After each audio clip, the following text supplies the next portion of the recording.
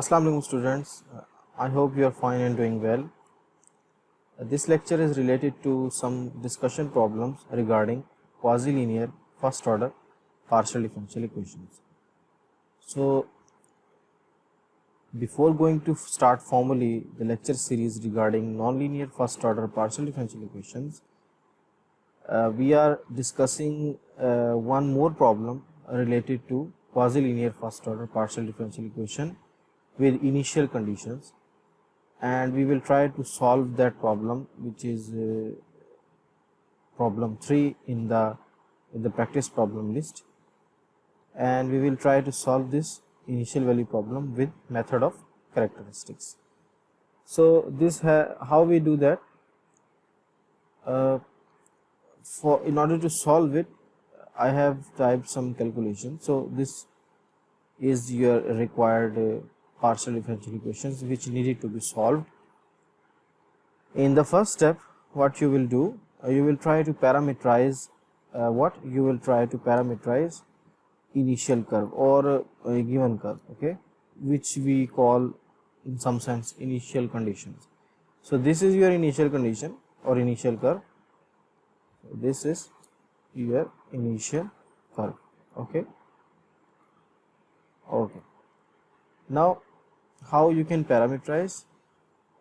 Actually you have to name one variable and all other variables should be expressed in terms of that one unique variable. That variable is called parameter, okay.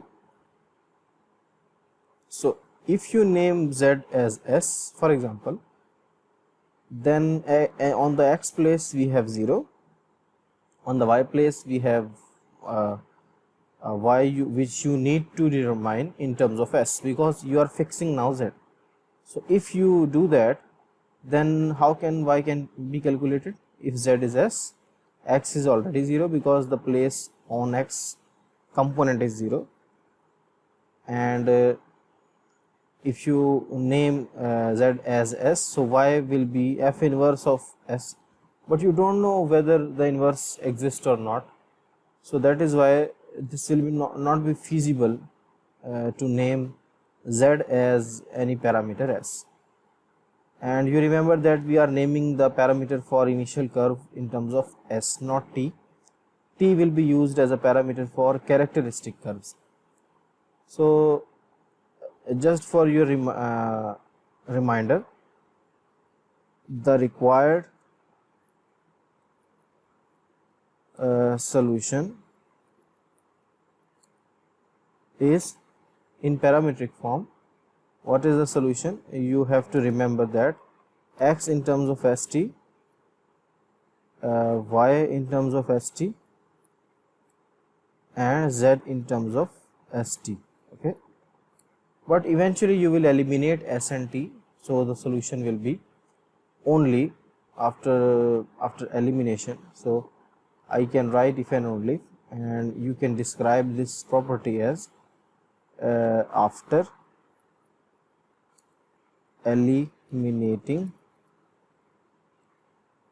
s and t. If you eliminate, the solution will be what? Solution will be what? The solution will be z in terms of x and y, which is the classical form of the solution which we have already studied in the discussion lectures. So this is the step which you will do, but the required solution initially is x of st, y of st, and z of st, and when t equal to 0 you will have the initial curve in terms of s, okay. The whole x of st will become x, and the whole s t when t equal to 0 y becomes y of s, and when t equal to 0 z becomes z of s. So that is why I am writing this form of solution, so that you can understand whenever t is 0 you have the initial condition or initial curve. So when t is 0 you have to parameterize as well. The place on x is 0, so it is better to name as x of s0 equal to 0. when t0 y of s comma 0 will be y of s or any function of s, it is better to name y as s, not z equal to s, because I have explained you earlier that if you name z as s, then for y it will become f inverse of s, which is not possible in some sense or in some times, because inverse function there are rules whenever the inverse will exist or not. And now z will become f of s. So this is the better way to parameterize the initial curve. Okay, after parameterizing, you in the first step you have to also solve the characteristic equations. So the characteristic equations these are more than one equation, are dx over dt is a, dy by dt is b, and dz by dt is c. Remember what are a, b, c? If you remember in the theoretical part, a is coefficient of zx, b is coefficient of zy, and c is on the right hand side. So in our case, dx over dt will be 1 because coefficient of zx is 1, dy over dt will be z because coefficient of zy is z, and on the last dz by dt will be 2x because on the right hand side we have 2x. Okay, and now dx by dt will be 1, and you can solve very easily separation of variable. This ordinary differential equation after integration will become x is equal to t plus some constant of integration. You have already mentioned that x is function of st, y is function of st, z is function of st. So whenever there will be integration with respect to t, there will be some constant other than t. So other than t in x we have the variable s. So therefore only possibility to write x of st will be t plus some constant function of s. We have named that function as s. Again you have to solve the ordinary differential equations or characteristic curves, which are very easily solvable. Now look, for dy by dt equal to z, if you take that ordinary differential equation first, then there will be some mistakes because you have not calculated already z. So in order to solve this ordinary differential equation, you must know what is the expression for z. So therefore we have taken that ordinary differential equation. For that you must know what is the expression for x, but we know what is the expression for x, we have already calculated. So what you have to do, just put the value of x in dz over dt equal to 2x, and integrating both sides you will get easily after some steps the answer, because t will have integral t square by 2, so 2 will be cancelled, the answer will be t square plus c1 of s t 2 times plus some another constant of integration. Now you have calculated what is z, and you can put in the second ordinary differential equation. So dy by dt will be equal to z, and z has expression t square plus 2 c1 of s plus c2. So after again integrating that part as well, y of s will be equal to what?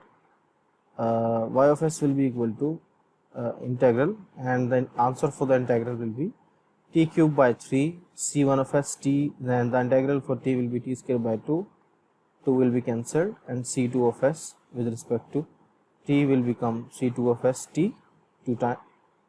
Okay, there will be no 2. Okay, yes, I think there will be no 2. I'm sorry, this is a mistake, because with c2 there is no 2 coefficient. Okay, and on the other hand you have another constant c3. So now in parametric form you have to write the solution. For x we have the expression t plus c1 we have calculated. For y we have expression I'm sorry, there is no 2. Okay, and for z you have the calculated expression as well. Okay, in the second step for method of characteristics, you have to use the initial conditions and find out the constants. So when t is 0, you know already, so for x condition, so put there. So when t is 0, the answer is 0, okay, you know that, but just put t equal to 0 in that expression. When you put that, on the right hand side, on the left hand side you have 0 because you know that the value is 0, and on the right hand side t is 0 plus c1 of s. So c1 of s is actually indeed equal to 0, okay.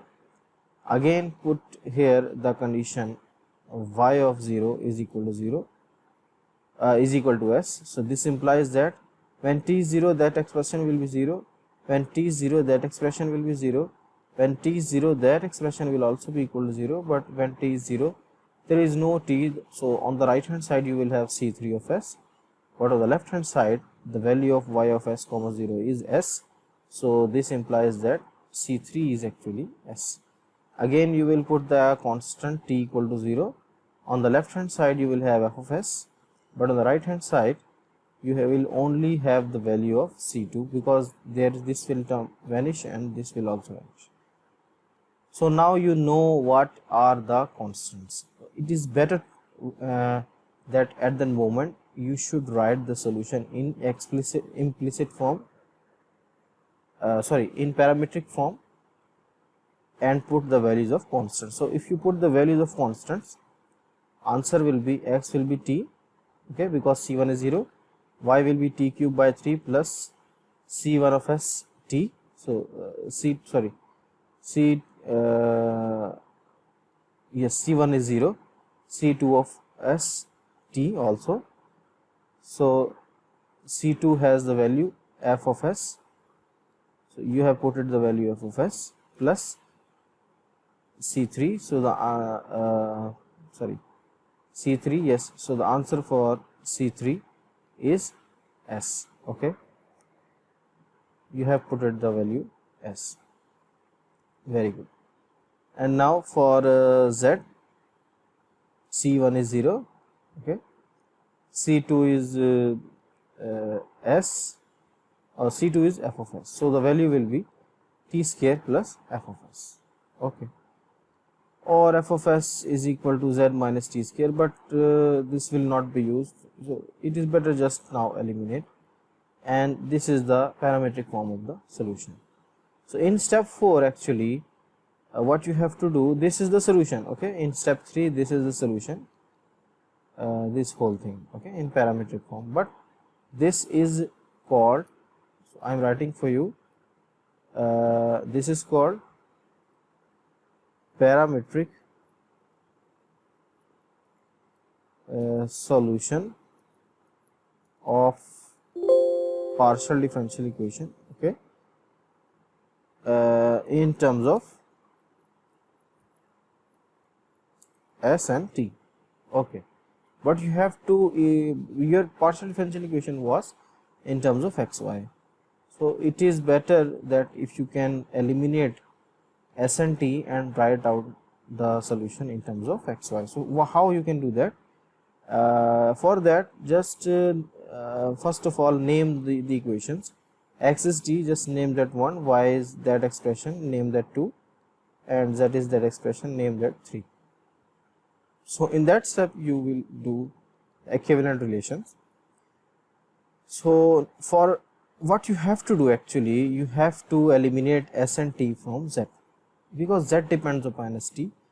If you can find out the formulas, okay, what you are actually doing, you are calculating some formulas for t and s in terms of x, y or z, okay.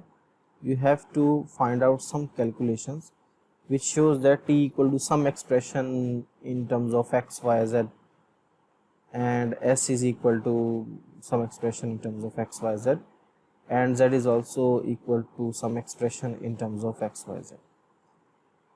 And now if you put x is equal to t, it means t equal to x, y equal to t cube by 3 plus f of s t plus s. Just take the t outside, okay, you can write it as like that. Now in expression y, what you can do actually, f of s is this, okay. So what you can do actually, y will be equal to x into t square by 3, okay, plus f of s, but f of s is z minus t square, okay. You have put it there. Now take the LCM and calculate t square by 3 with minus t square. So the answer will be minus 2 square by 3, 2t square by 3, but t is x, you know that, okay. Put the value x and z minus 2x square by 3 plus s. So the answer of s will be this.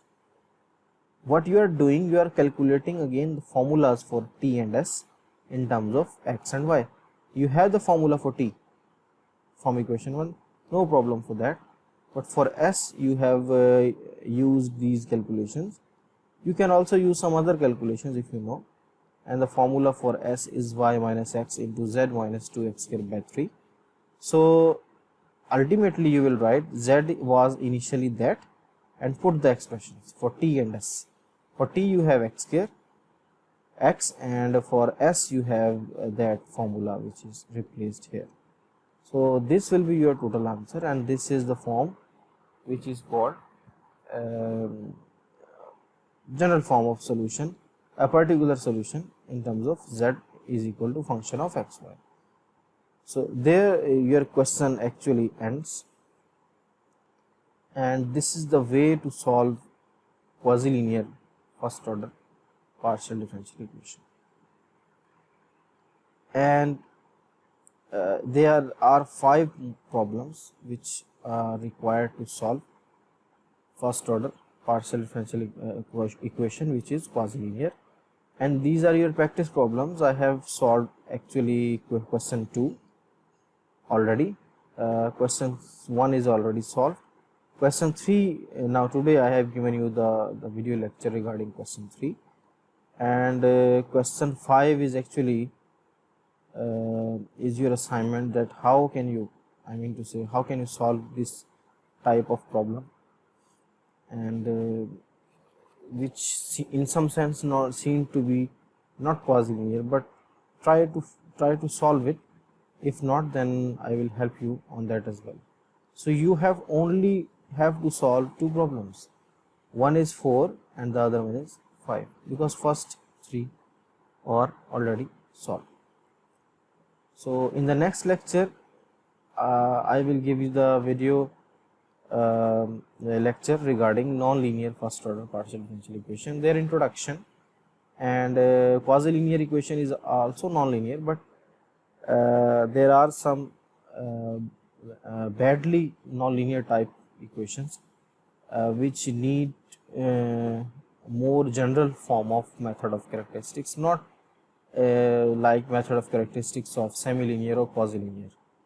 So method of characteristics for any non-linear partial differential equation, whether it is quasi-linear or whether it is semi-linear or any other partial differential equation. So these discussion will be done in the next video lecture, and up till now you must solve this problem 3, 4 and 5, and for the practice you have also some examples as well.